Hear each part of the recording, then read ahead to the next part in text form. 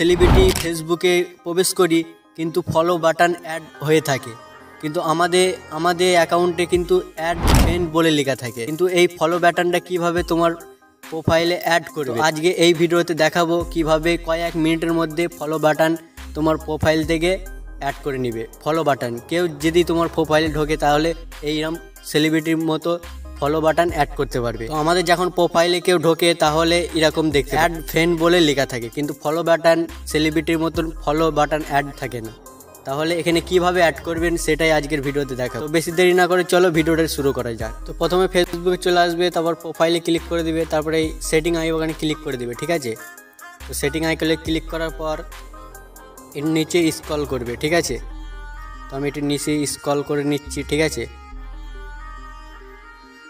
তারপর দেখতে পাবে এখানে এই হাউ টু পেজ, এখানটায় এই অপশানটায় ক্লিক করে দেবে, ঠিক আছে।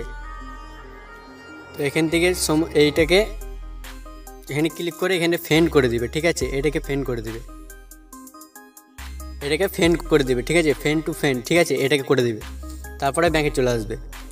ব্যাংকে আসার পর তারপর এটি ওপরে তুলে নেবে, ঠিক আছে। তারপর দেখতে পাচ্ছি ফলো অ্যান্ড পাবলিক অ্যাকাউন্ট, ঠিক আছে। এখানে এই অপটায় ক্লিক করে দেবে, ঠিক আছে। এই অপশানটায় ক্লিক করে দিবে। তারপর এখানে কি করবে, এখানে সমস্ত কিছু পাবলিক করে দিবে, ঠিক আছে। তো আমার এখানে পাবলিক আছে, এগুলি সমস্ত কিছু পাবলিক করে দেবে, ঠিক আছে। তো আমার এগুলি মোটামুটি ওপরটা পাবলিক করলে মোটামুটি কমপ্লিট হয়ে যাবে। তো পাবলিক করে দেবে, ঠিক আছে।